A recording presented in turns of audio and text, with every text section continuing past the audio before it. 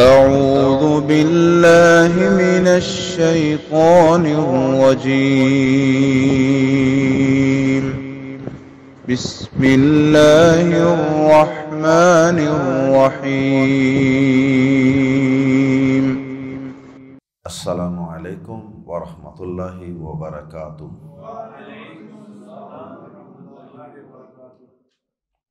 سورۃ التوبہ آیت نمبر 60۔ ان الحمد للہ والصلاة والسلام علی رسول اللہ اما بعد۔ اعوذ باللہ السمیع العلیم من الشیطان الرجیم من ہمزہ ونفخہ ونفثہ۔ انما الصدقات للفقراء والمساکین والعاملین علیہا والمؤلفة قلوبهم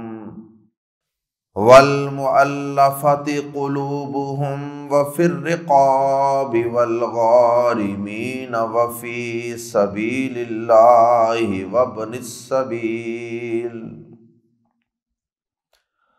فریضۃ من اللہ واللہ علیم حکیم۔ منافقین اللہ کے رسول صلی اللہ علیہ وسلم کی مال کو تقسیم کرنے کی پالیسی پر، آپ کے مال تقسیم کرنے پر اعتراض کرتے اور طعن زنی کرتے۔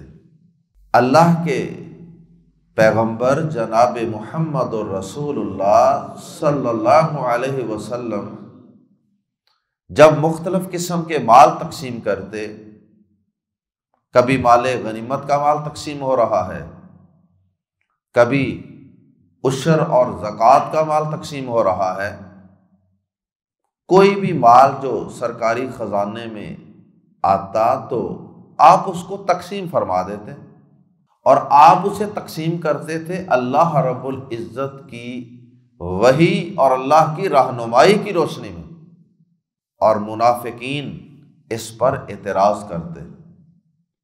جب کسی منافق کو مال ذرا کم ملتا تو وہ اعتراض کر دیتا، وہ آپ کی تقسیم پہ اکثر ناخوش ہوتے تھے۔ اللہ رب العزت نے سورۃ التوبہ کی یہ آیت کریمہ نازل فرما کے یہ بتا دیا کہ اللہ رب العزت کی مرضی سے ہی نبی صلی اللہ علیہ وسلم مال تقسیم فرماتے ہیں، اور جو طریقے اور جو مصرف اللہ رب العزت نے بتائے ہیں، اللہ کے نبی صلی اللہ علیہ وسلم ویسے ہی تقسیم فرماتے ہیں۔ آیت زیر تفسیر میں اللہ رب العزت نے زکوٰۃ و صدقات کے 8 مصارف بیان کیے۔ مصارف جمع ہے مصرف کی، اور مصرف کا معنی ہے صرف کرنے کی جگہ، خرچ کرنے کی جگہ۔ تو یہ 8 مصارف ہیں۔ ان 8 مصارف کے علاوہ کسی اور جگہ پر زکوٰۃ تقسیم نہیں کی جا سکتی۔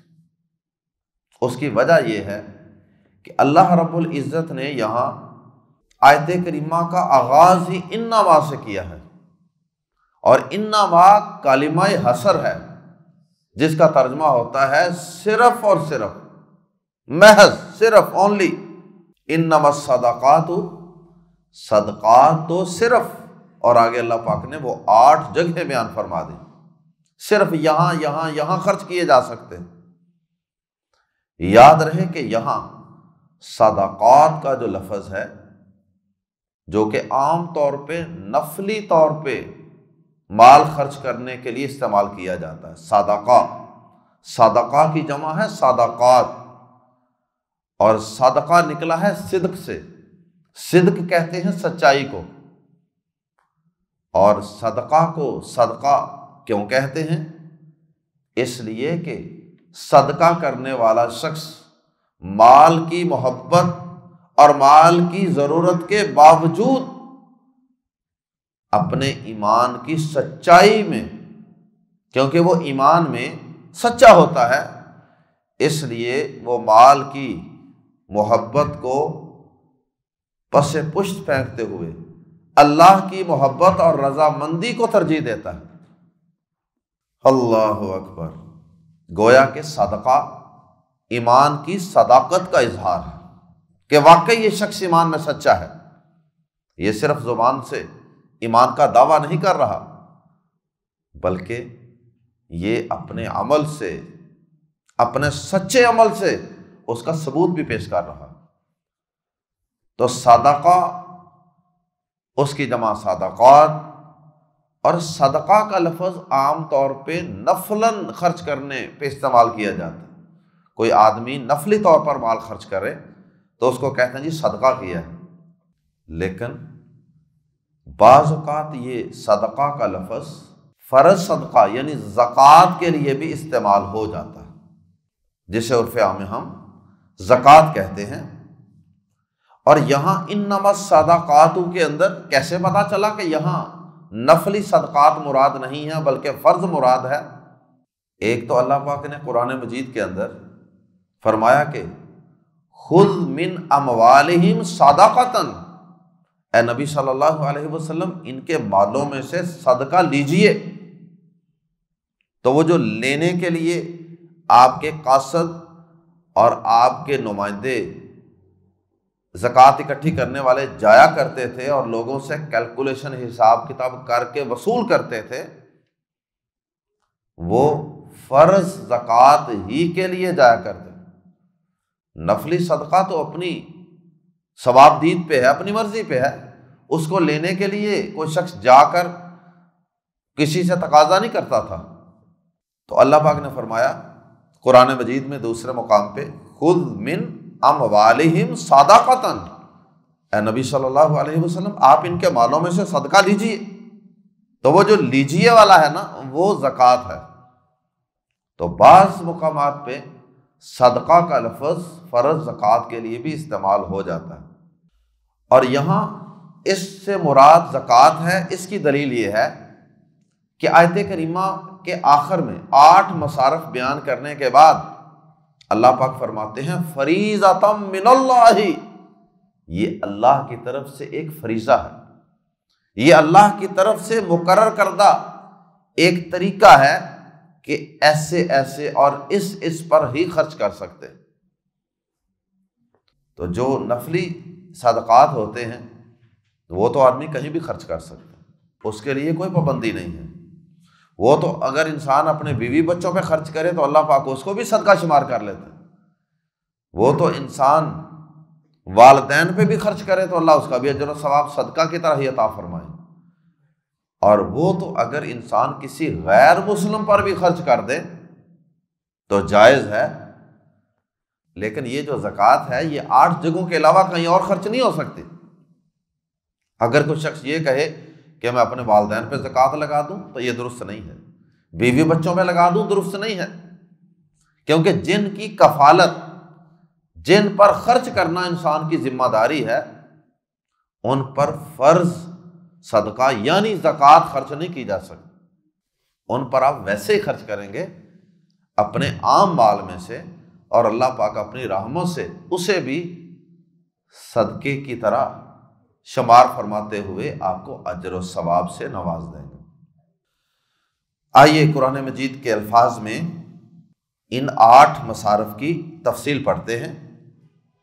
انما صرف الصدقات صدقات، انما الصدقات صدقات تو صرف اور صرف للفقراء فقیروں کے لیے ہیں، فقیر کی جمع فقراء، والمساکین اور مسکینوں کے لیے ہیں، والعاملین علیہا، والعاملین اور عاملوں کے لیے ہے، علیہا جو ان صدقات پر جو اس زکوٰۃ پر مقرر ہیں، جن کی ذمہ داری ہے زکوٰۃ کی کلیکشن کی، ان پر والمؤلفۃ قلوبہم، اور والمؤلفہ، اور ملانا مقصود ہے، الفت ڈالنی مقصود ہے، قلوبہم، جن کے دلوں میں، وفی الرقاب،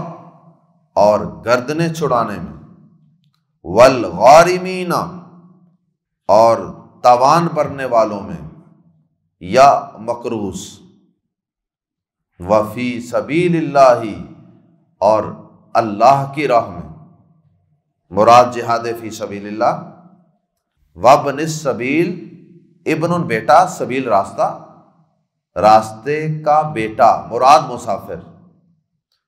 تو یہ 8 قسمیں ہو گئیں۔ فریضۃ من اللہ، یہ اللہ کی طرف سے ایک فریضہ ہے۔ واللہ، اور اللہ، علیم، سب کچھ جاننے والا ہے، حکیم، کمال حکمت والا۔ اس نے یہ سارے مصارف اپنے علم اور اپنی حکمت کی بنیاد پہ مقرر فرمائے۔ آئیے ان 8 اقسام کی تھوڑی تھوڑی وضاحت اور تفصیل سمجھتے ہیں۔ سب سے پہلی بات تو یہ سمجھ لیجئے کہ زکوٰۃ ان 8 مصارف میں برابر تقسیم کرنی ضروری نہیں ہے۔ کئی مصارف تو ان میں ایسے بھی ہیں کہ جو بعض ادوار میں یا بعض علاقوں میں آپ کو ان میں سے کئی جگہیں ملتی بھی نہیں ہیں، آپ خرچ کرنا چاہتے ہیں لیکن آپ کو کوئی ایسا شخص ملتا ہی نہیں ہے جو مقروض ہے، یا جس نے کوئی تاوان ادا کرنا ہے، جسے کوئی چٹی پڑ گئی ہے، وہ بندہ ہی نہیں ملتا، یا آپ کو کوئی مسافر نہیں ملتا، آپ کسی ایسے علاقے میں رہ رہے ہیں۔ تو یہ ضروری نہیں ہے کہ 8 اقسام میں برابر تقسیم کیا جائے۔ کسی ایک مد میں بھی خرچ کر دیں تب بھی درست ہے، 2 میں کر دیں تب بھی درست ہے، 8 میں کر دیں تب بھی درست ہے۔ جس مد میں انسان زیادہ بہتر محسوس کرے وہاں خرچ کر دے، کیونکہ موجودہ دور کے اندر جو اسلامی حکومت ہے، خلافت ہے، وہ تو ناپید ہے، وہ تو ختم ہو چکی ہے۔ اللہ تعالیٰ انشاءاللہ دوبارہ اس کو قائم فرمائے گا، جیسا کہ احادیث کے اندر اس کی بشارت نبی صلی اللہ علیہ وسلم نے دی ہے۔ تو یہ دوبارہ قائم ہوگی انشاءاللہ۔ تو نبی صلی اللہ علیہ وسلم کے دور میں اور صحابہ کے دور میں جب تک یہ خلافت قائم رہی، سرکاری سطح پر، حکومتی سطح پر باقاعدہ یہ زکوٰۃ کلیکٹ کی جاتی تھی، اور پھر اس کے بعد یہ بیت المال میں جمع ہوتی تھی اور وہاں سے پھر یہ خرچ کی جاتی تھی۔ لیکن اب چونکہ وہ سلسلہ ختم ہے تو اب ہم اپنے اپنے طور پہ کیلکولیشن کرتے ہیں، اللہ کے ساتھ ہی معاملہ ہے ہر شخص کا، اور اپنے اپنے طور پر ہی ہم اس زکوٰۃ کو دیکھیں گے اپنے دائیں بائیں کہ کون زیادہ مستحق ہے، کون سی جگہ زیادہ ڈیزرو کرتی ہے، وہاں پہ خرچ کر دیں گے۔ صدقہ اور زکوٰۃ جب ایک ہی آیت کے اندر یا ایک ہی حدیث میں اکٹھے آئیں تو پھر ان میں کچھ فرق ہوتا ہے، ایک سے مراد نفلی، ایک سے مراد فرضی۔ لیکن جب یہ الفاظ اکیلے اکیلے استعمال ہوتے ہیں تو یہ ہم معنی بھی ہوتے ہیں، کبھی صدقہ کا لفظ زکوٰۃ کے معنی میں استعمال ہو جاتا ہے، کبھی زکوٰۃ کا لفظ نفلی صدقے کے معنی میں بھی استعمال ہو جاتا ہے۔ اس کی بالکل ایگزیکٹ مثال ہے ایمان اور اسلام۔ ایمان اور اسلام یہ دونوں الفاظ ایک دوسرے کے آلٹرنیٹ کے طور پہ بھی استعمال ہو جاتے ہیں، لیکن جب ایک ہی جگہ دونوں اکٹھے استعمال ہوتے ہیں ایک ہی آیت میں تو اس وقت ان میں فرق ہوتا ہے، ایمان اور چیز ہوگی، اسلام اور چیز ہوگی۔ تو سب سے پہلی قسم فقراء اور دوسری قسم مساکین، دونوں کے متعلق تھوڑا سا تعارف سن لیجیے۔ فقراء اور مساکین کے متعلق علماء میں اختلاف ہے، بعض نے فقراء کو زیادہ محتاج قرار دیا اور بعض نے مساکین کو زیادہ محتاج قرار دیا ہے، لیکن جو عام اور معروف بات ہے اس کے مطابق فقیر زیادہ تنگ دست شخص ہوتا ہے اور مسکین زیادہ تنگ دست نہیں ہوتا، لیکن اس کے بہرحال اخراجات اس کی آمدنی سے کچھ زیادہ ہوتے ہیں۔ مشکل میں وہ بھی ہوتا ہے لیکن فقیر جو ہوتا ہے وہ تو کنگلا ہوتا ہے، اس کے پاس تو سمجھے ہوتا ہی کچھ نہیں بیچارے کے پاس۔ مسکین کے پاس سورس آف انکم بھی موجود ہو سکتا ہے، سواری بھی موجود ہو سکتی ہے، اس کے پاس گھر بھی ہو سکتا ہے، اس کے پاس فیکٹری بھی ہو سکتی ہے جہاں پہ وہ تھوڑا بہت کام کاج کرتا ہو، لیکن اس کے اخراجات وہ پورے نہیں ہو پاتے۔ جائز اور ضروری اخراجات کی بات ہو رہی ہے، جیسے قرآن مجید کے اندر سورۃ الکہف کے اندر آتا ہے نا، اما السفینۃ فکانت لمساکین یعملون فی البحر، وہ خضر علیہ السلام نے وضاحت فرمائی تھی نا، کشتی میں سوراخ میں نے کیوں کیا، تو انہوں نے کہا کہ وہ جو کشتی تھی نا وہ کچھ مسکین لوگوں کی تھی جو سمندر میں محنت مزدوری کرتے تھے، کام کاج کرتے تھے کشتی کے ذریعے، لیکن اس کے باوجود بھی قرآن مجید ان کو مسکین کہہ رہا ہے، مساکین۔ تو مسکین کسی بندے کو اگرچہ اس کی کوئی بس چل رہی ہو، اس کا کوئی سورس آف انکم بھی موجود ہو، بعض وقت ایسے ہوتا ہے، آج کل کے دور میں تو بہت زیادہ ہوتا ہے، تو ہمارے ہاں مسکین بیچارے کو سب سے زیادہ رگڑا لگایا جاتا ہے، مسکین ماننے کو تیار نہیں ہوتے۔ تو کسی کے پاس ماڑی موٹی کار بھی ہو سکتی ہے، اس کے پاس ماڑی موٹی اپنی رہائش بھی ہو سکتی ہے، اس کے پاس ماڑا موٹا کوئی سورس آف انکم بھی ہو سکتا ہے، اس کے باوجود بھی ایسا ہو سکتا ہے کہ اس بیچارے کی آمدنی نہیں ہے۔ کیا وہ اپنے اخراجات پورے کرنے کے لیے اپنی موٹر سائیکل بیچ دے یا وہ اپنی ذاتی رہائش بیچ دے، بعد میں پھر رہائش کی پرابلم بن جائے؟ تو مسکین شخص جو ہے اس کے پاس سورس آف انکم ہو سکتا ہے، جیسا کہ سورۃ الکہف کی اس آیت میں تذکرہ ہے۔ اب یہ الفاظ نکلے کہاں کہاں سے ہیں؟ فقیر جو ہے نا، یہ لفظ نکلا ہے فقرات الظہر، کہتے ہیں کمر کے مہروں کو، فقرات الظہر، فقرات مہروں کو کہتے ہیں، اسی سے فقیر نکلا ہے۔ اس کو پوچھے نا آپ تو بس یہ جو فقیر ہوتا ہے نا، سمجھیں کہ اس کی کمر کے مہروں میں پرابلم، یہ بیچارہ ہل بھی نہیں سکتا، کچھ کر بھی نہیں سکتا، نہ کہیں جا سکتا، نہ کہیں آ سکتا، نہ کسی کو بلا سکتا، ٹوٹی ہوئی کمر والا، یہ کہہ سکتے ہیں آپ۔ اور جو مسکین ہے یہ مسکن سے یا سکون سے نکلا ہے، سکن، سکون، ٹھہراؤ، یہ بیچارہ بھی، اس کی حرکات و سکنات بھی ختم ہو گئی، کہیں جانا ہے تو پیٹرول ڈلوانا پڑے گا، کہیں جانا ہے تو کچھ لے کے جانا پڑے گا، یہ بیچارہ بھی خاموش ہوتا ہے، نہ کسی کے پاس جاتا ہے، نہ کسی سے مانگنے کے قابل ہے، سفید پوش آدمی ہے۔ اس کے بعد تیسری قسم ہے والعاملین علیہا، اور زکوٰۃ و عشر کی وصولی پر مقرر لوگ۔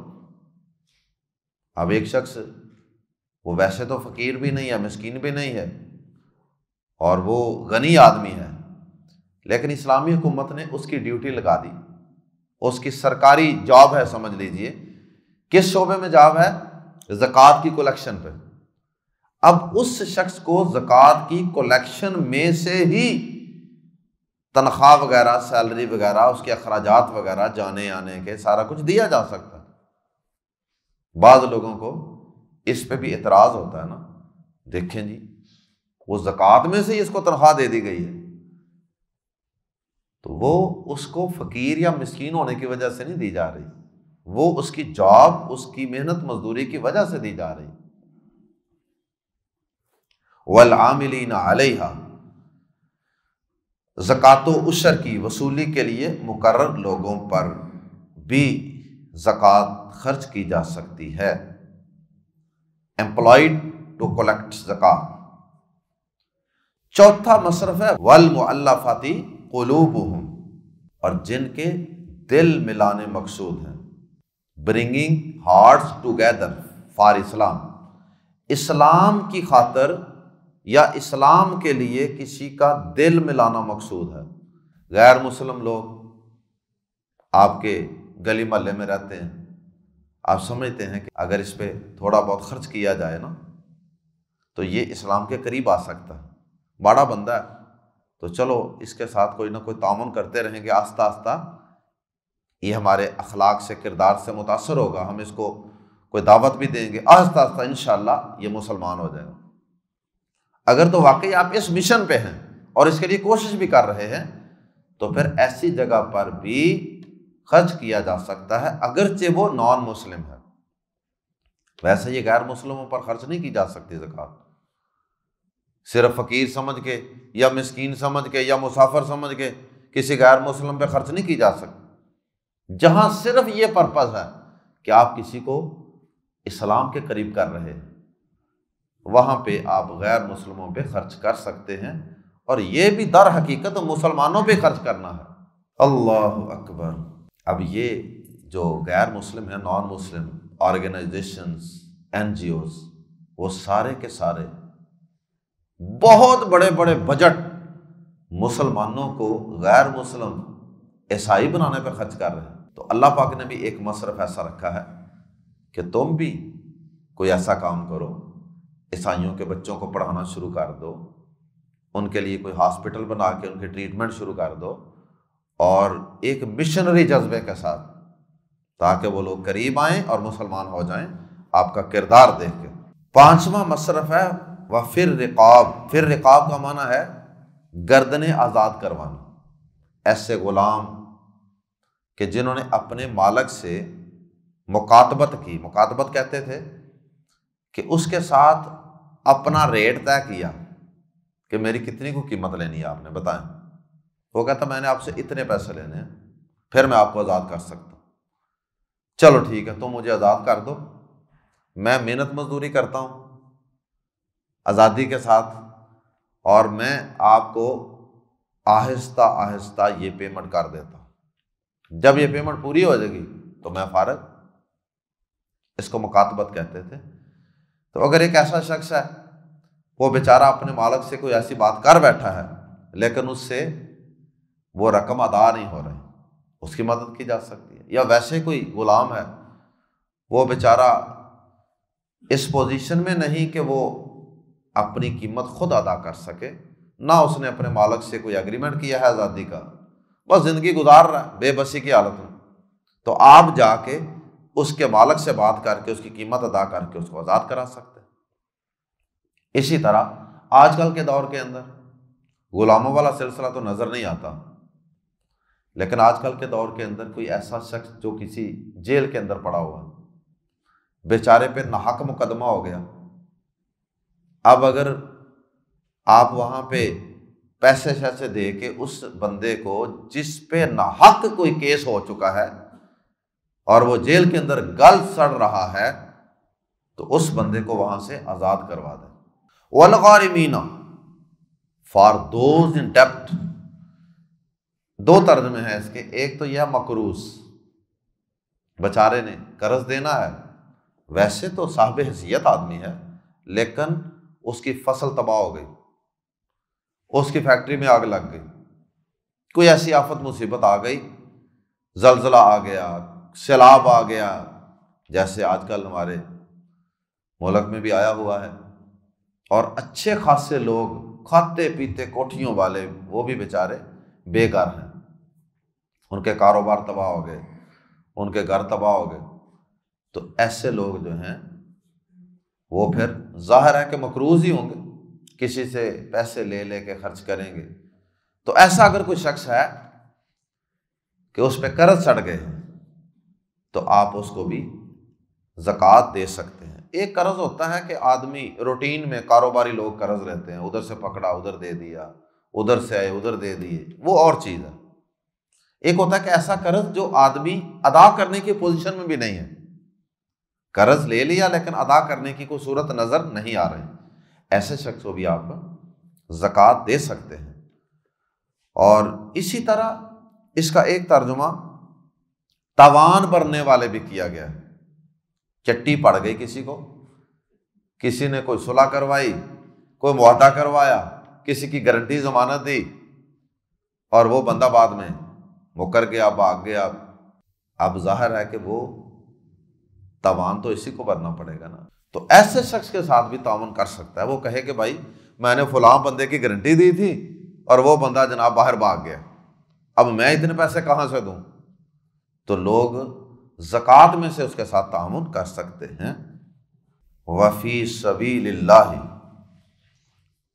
اور اللہ کی راہ میں، فار دی کاز آف اللہ، اس سے مراد اگرچہ بعض اہل علم نے تو اس کو عام رکھا ہے، کوئی بھی کام جو اللہ کی رضامندی والا کام ہے، دین کا کوئی بھی کام، وہ کہتے ہیں کہ چند باتیں یا چند مصارف تو اللہ پاک نے بیان کر دیے فی سبیل اللہ کے، لیکن اس کے بعد کہہ دیا وفی سبیل اللہ، اس کے علاوہ بھی کوئی دین کا کام ہے جہاں اللہ کی رضامندی مقصود ہے، آپ وہاں بھی خرچ کر سکتے ہیں زکوٰۃ۔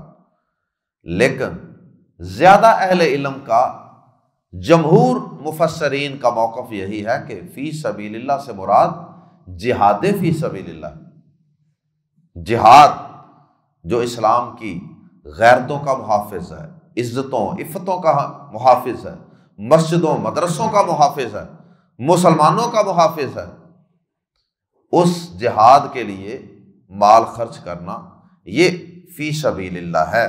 بعض اہل علم نے اس میں حج اور عمرے کو بھی داخل کیا کہ اگر کوئی شخص حج عمرے پہ جا رہا ہے یا جانا چاہتا ہے تو آپ اس کے ساتھ بھی تعاون کر سکتے ہیں، اس کے پاس اتنے وسائل نہیں ہیں تو آپ زکوٰۃ میں سے اس کے ساتھ بھی تعاون کر سکتے ہیں۔ یہ بعض فقہا اور بعض علماء کا موقف ہے۔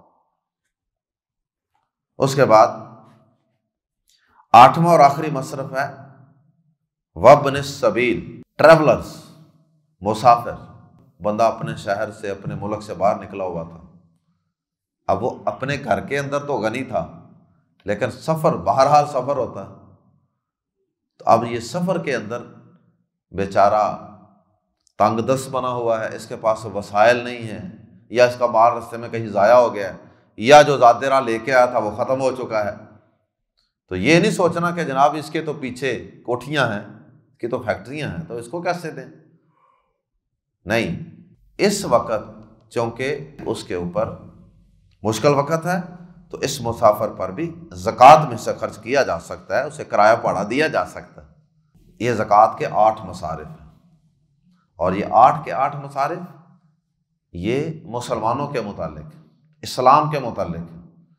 کوئی غیر مسلم ہے اس پر آپ نفلی صدقہ کر سکتے ہیں، فرض زکوٰۃ میں سے اس پر خرچ نہیں کر سکتے، کیونکہ نبی صلی اللہ علیہ وسلم نے صحیح بخاری میں فرمایا تؤخذ من اغنیائہم فترد فی فقرائہم، زکوٰۃ ان کے مالداروں سے لی جائے گی اور ان کے فقراء میں تقسیم کی جائے گی۔